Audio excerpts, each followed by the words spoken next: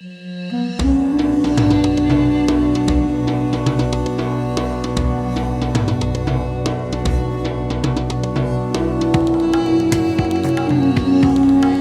everyone. I'd like to welcome you all to the Halftime Talk feature interview series. I'm delighted today to be joined by Nadia Wiggen, Director of Svelland Capital, based in Oslo. Nadia, thanks so much for joining us. It's my absolute pleasure. Great to have you. Well, lots to talk about, obviously, and a very fast-moving news cycle. But let's start by talking about what has been in the headlines really in the last month or so, which is tariffs, U.S. tariffs, and the whole back and forth that the U.S. has had with different countries across the world. This is obviously an energy-focused interview, but of course, the impact we saw, at least until this week, was very negative and bearish for oil prices. That has seen some improvement in the last week or so as the Trump rhetoric has calmed down a bit, as China and US met over tariffs, which wasn't even expected a week ago. And we're at a new, slightly more comfortable price for producers. I mean, would you think that countries like Saudi Arabia, OPEC producers, etc., would be a bit relieved by this? And do you think we'll stay in this range? I mean, it's quite volatile at the moment, isn't it? A lot of questions there. I mean, Yeah. I think the first thing for producers, higher is better, of course, right? So that is point number one. Also volatility, the OPEC producer group, OPEC plus, they don't like tremendous volatility. And I would say the third important thing is what the market does in terms of financial positioning. And this is when we think about how the financial markets have been reacting since the second half of last year, even before Trump was being elected. The market has been in general pretty bearish, and this is where we saw crude prices coming off the second half of last year, and that was in anticipation of an oversupply coming in the first quarter of this year. What we found in the first quarter of this year is actually we didn't get that oversupply everyone expected. We're in very low crude inventories. And now we have a US administration that has been very confusing. So I think when we look at the fundamental side of the market, it's been very difficult to price in and build a supply and demand balance based on these tariffs that may or may not happen, may or may not stick, while the financial community had taken a view that, oh, this is ultra bearish. My number one short is kind of the oil market, the commodities markets, and the shipping markets, right? Because we're going to have these kinds of balances, and they don't actually reflect what is happening in supply and demand. And when we saw what happened following April 2nd, right? We lost $5 off the oil price immediately that day. Then we lost an additional $5 off the oil price when OPEC Plus came out with 400,000 barrels per day of additional production versus an expected 125 barrels per day of additional production. But when you looked at the shape of the curve, we saw that we remained in backwardation. We saw that actually the fundamental market was trading well, and there's demand for that immediate supply. And where we were at the lows last week on the oil price, when we hit, below $60 a barrel, we had contango enter the market from October. In October is where we had this massive oversupply. When we look now, we're in backwardation for the rest of this year. So the market is actually showing that, well, things do not look that bad right now. And maybe we hit that peak bearishness after that April 2nd announcement, followed by this second production boost. Yeah, and absolutely. And we've seen more positive headlines in terms of, global economy outlook. I mean, there's still a lot of nervousness and uncertainty out there, obviously, but things are certainly looking better than they were a week ago. I mean, you mentioned the money market funds and how they position themselves in shorts. Have they managed to come out of those short positions as things improved in the last week? I mean, because there was a bit of a rush on that as well when things began to turn around. Absolutely. I mean, I would say that 2 weeks ago, probably everyone, like in terms of the CTAs and the algorithmic traders, they were at max short. I would say the slow moving algorithms, they are still at max short. That's our view at Svelland Capital. But you have the short moving algorithms, right? And so a $2 move higher in the oil price will make them, max bull.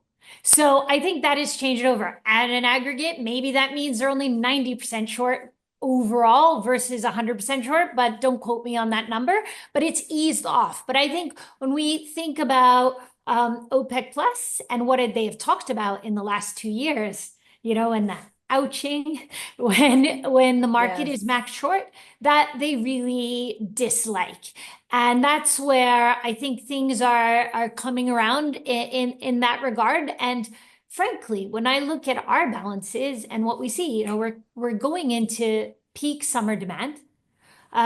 We have an expectation. You normally have this seasonal drop off in exports from the Middle East, right? Because you have higher regional demand. Hmm. And when we look at where things are, actually, these additional 800,000 barrels per day that we're getting over the last 2 months, in terms of the May and June additional volumes, it's okay. It's not a problem. And we actually see that OPEC Plus could do it for another 1 or 2 months in that level of volumes, and the market would be balanced. The problem develops if we do not get a pickup in demand in the fourth quarter, like we Yeah. normally seasonally get because of trade tensions, because it's only 90 days that the US and China have agreed, then would OPEC Plus be willing to cut again? And that's where I think we at Svelland Capital view things a little bit differently than a lot of that kind of macro community that viewed these two 400,000 barrels per day jumps in production instead of 125,000 barrels per day a month as an indication that Saudi Arabia is starting a volume war. We Right. do Yeah. not see that. And the OSPs, the official selling prices that they were raised to Asia, okay, not a massive amount, but still it's direction. That indicates that they're not going for a volume war right Yeah, now. absolutely. Yeah. And that's why I think the market has corrected higher. And so for us, the range has been 60 to 70 has been more comfortable after we heard it was 400,000 barrels per day coming last weekend rather than 1.2 or 1.3 million barrels per day, which would mean that Russia, for example, would be putting out their entire spare capacity of around 300 to 500,000 barrels per day of additional crude and condensate. And that's where it's a real volume war when you have not only Yeah. Saudi Arabia pulling back its voluntary cuts, but you have, everyone in the group putting out everything they can. You said that we may see OPEC plus continue with these volume increases beyond June, but I suppose there will be monitoring things. I mean, let's talk a bit about the compliance within the group. Russia being one of them, Kazakhstan and Iraq obviously have been, compliance busters for their own perhaps internal reasons. And again, another assumption people are making, oh, well, Saudi was doing this to punish the group, but no, that's probably not their foremost thought. Do you see that compliance has improved at all? And will it? Do you think we'll see any changes given what Saudi has been leading on last month or two?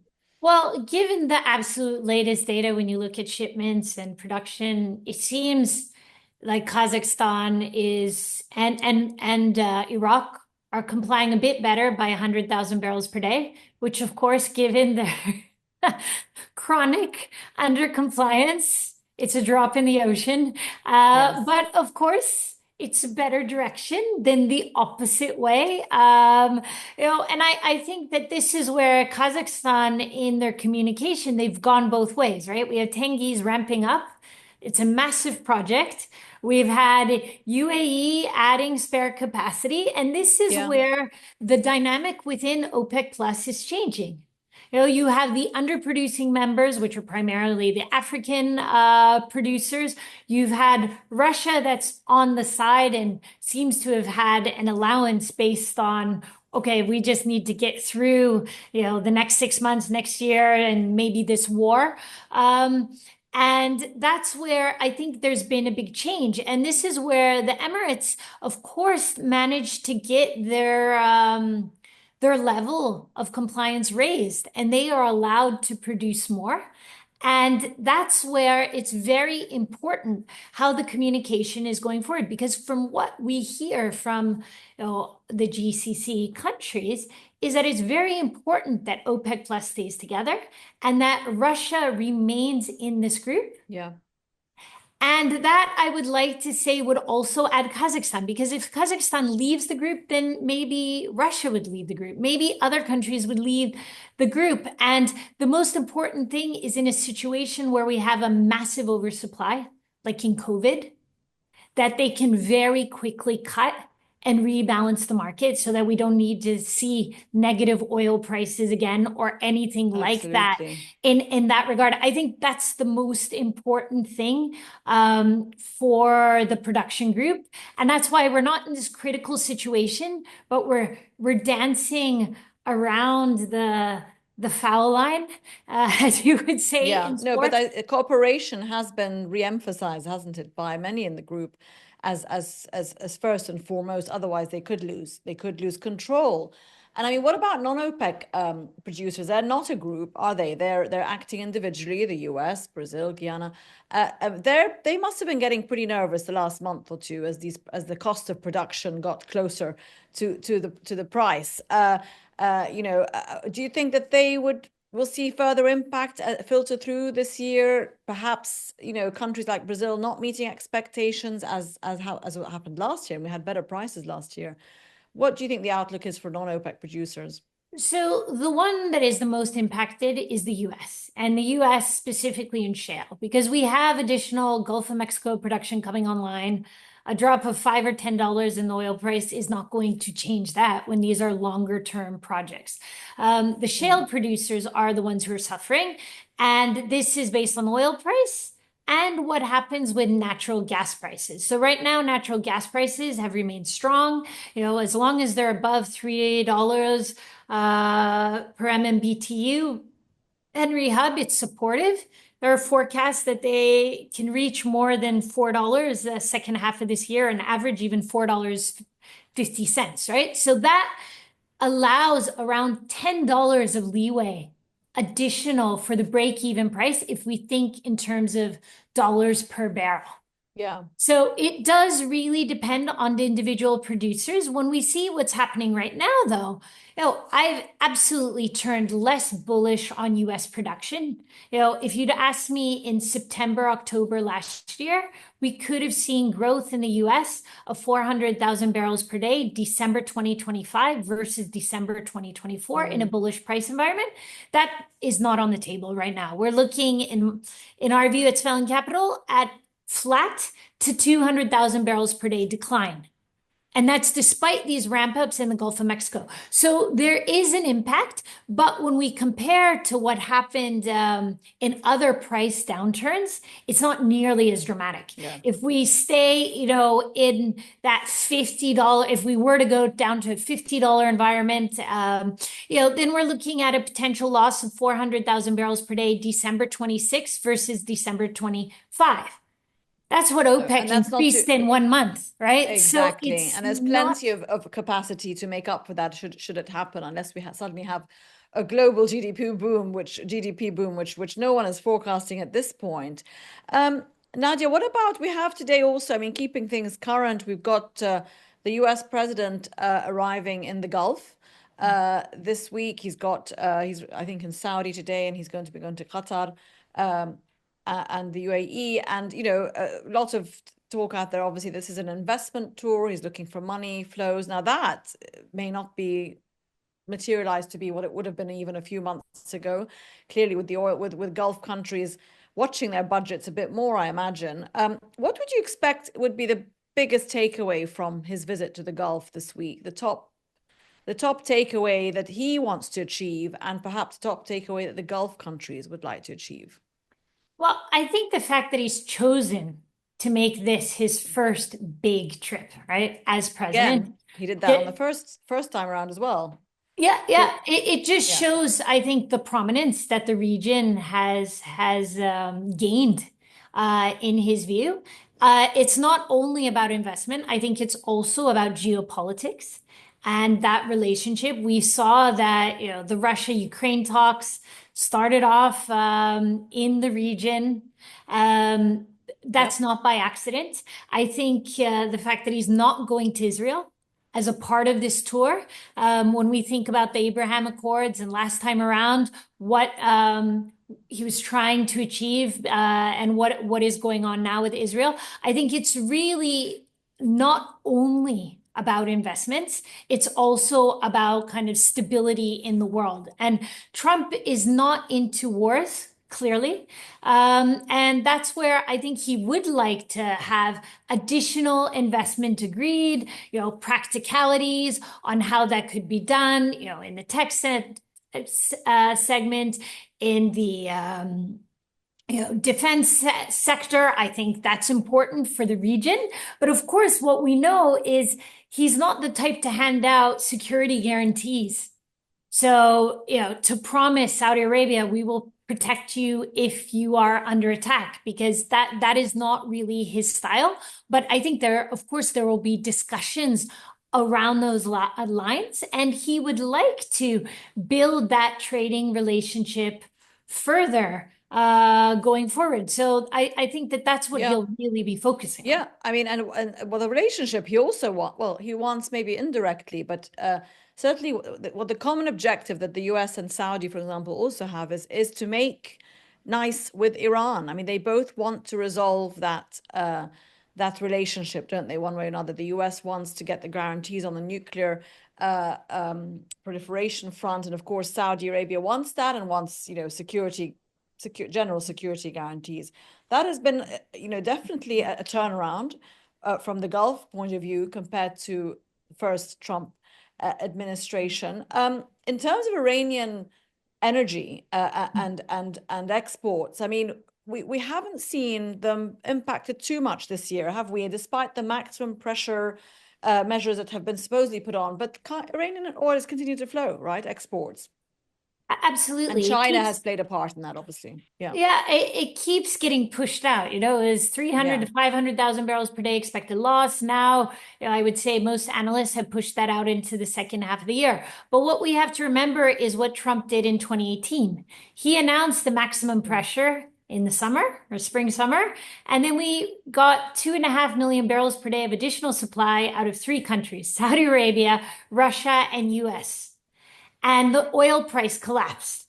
And this is where he, I think, optimally would like to do the same again. But it was very damaging for the oil producers. And that's why they're doing a more step-by-step approach. And we really see this coming out of the OPEC communication. We see what US producers are doing as well. They're in the midpoint of Q1 guidance in terms of what they produce. They're a little bit lower on shale than what in the Permian than what was expected, but they're a bit higher on Gulf of Mexico. So they're in that midpoint, but Q1 production is down in the US versus Q4 production last year. And so that's very important to keep in mind in his drill baby drill scenario. We're actually coming off a little bit on that production side. I think one other thing, just in terms of his strategy, what he is relatively more isolationist than prior administrations. And this is when I think he looks at each of the regions. He wants them to focus on things themselves rather than the US have to be involved in everything. Yes, they went after the Houthis and in that situation because they felt they were the only ones who could really make a change in what was going on there. But in general, I think he really wants to find this leadership within the region so that the US doesn't have to get bogged down in too many negotiations on geopolitics, definitely not in wars, and can more focus on a more prolific business environment. Yeah, absolutely. Well, he's made that clear, and we still have to see that come to fruition. I mean, he hasn't been able to resolve the problems in the region yet. In fact, they've got worse since he came into office, despite the ceasefires we saw at the beginning of the year. I mean, talking about sort of geopolitical risk and the region managing its own affairs in the Gulf, obviously we've seen the shipping sector be impacted quite significantly. I mean, not to the point where we've had disruptions in oil being delivered, but certainly rerouting, etc. the Suez Canal receiving a bit more confidence. But the people we talk to in the shipping sector are saying the patterns that have been established in the last 18 months have remained really, whatever you see being done with the Houthis or without them. And do you see those changing if we have a bit more of a stable situation and a permanent feeling of détente in the Gulf? I think that's the necessary detail, exactly how you asked the question, because a little bit of stability versus permanence is a big difference. Since COVID, it's been very difficult, to hire personnel, maintain these shipping lines, and the reputational risk to companies is enormous if something were to happen within Suez for Western listed companies in particular, right? So I think that this will take 6 months, 12 months, to really have that sense that something has changed. So that's where we don't see that impact coming as immediately as many would forecast. But when you look at how much the shipping sector has been sold off, I mean, it reached this peak point last spring when you look at, because we trade both equities as well as the underlying shipping markets. When you look at the valuations of these companies and what happened with their net asset values, they hit super high levels, almost kind of the peaks. 1.3 to 1.6 times NAV. We've seen occasionally 2 times NAV. That's what they were trading at. When we look at them now, they hit as low as 0.6, 0.7. They're at around 0.8 of NAV. That has been that change. And that's despite the fact that we still have flows not going through Suez. And we still have trade occurring. But it's been this knee-jerk reaction that, oh, my trade right now is to be short the shipping market and tankers, for example, when you actually look at the rates for very large crude carriers, they've come up from, $20,000 to $50,000 a day since February. So it's not reflecting things at all. Maybe the tariff nervousness is impacting things on that in a macro level more than the actual sort of oil shipping flows. Of course, you've seen other types of ships, container ships, clearly not benefiting too much from this tariff scenario. But I mean, as you said, 90 days from now, which is what will take us to June, July, August, end of summer really, is going to be a pretty critical period, isn't it? Right ahead of the fourth quarter. Nadia Martin Wiggen, Director of Svelland Capital, thanks so much. We could keep talking, but I'm afraid we've run out of time. Thanks so much for joining us on Halftime Talk this week. Thank you very much.